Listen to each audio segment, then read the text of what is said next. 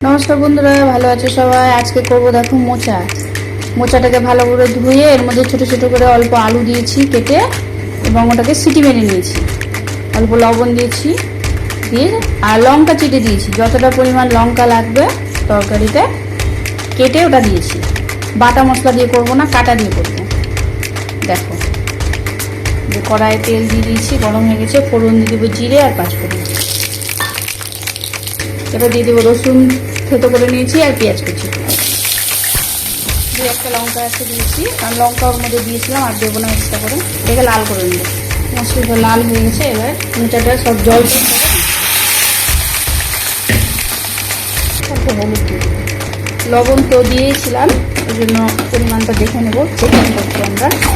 আর এভাবে খুন্তি দিয়ে দিয়ে সমস্ত আলু মোচা এভাবে ভেঙে ভেঙে ভেঙে ভেঙে কষিয়ে নেব, তাহলে আমাদের হয়ে যাবে। যদি আমরা মোচার জলটা ফেলে দেবো, আমি ফেলিনি, তার জন্য একটু জলটা শুকাতে অনেক সময় না হলে লেগে যাবে। ওই জন্য একটু আমাদের যে রুটি খায় ওই আটা একটু এভাবে ছড়িয়ে দেবো, অল্প 1 চামচ মতো, ভালো করে মিশিয়ে নেব।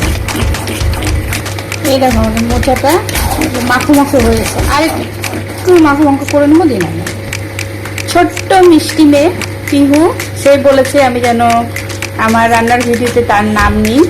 পিহু, তোমার নাম নিয়েছি আমি, ভালো থেকো। আমার বাড়ির বানানো মশলাটা দিয়ে দিলাম, ঘি দিয়ে দিব। তোমরা গরম মশলাও দিতে পারো। ভালো করে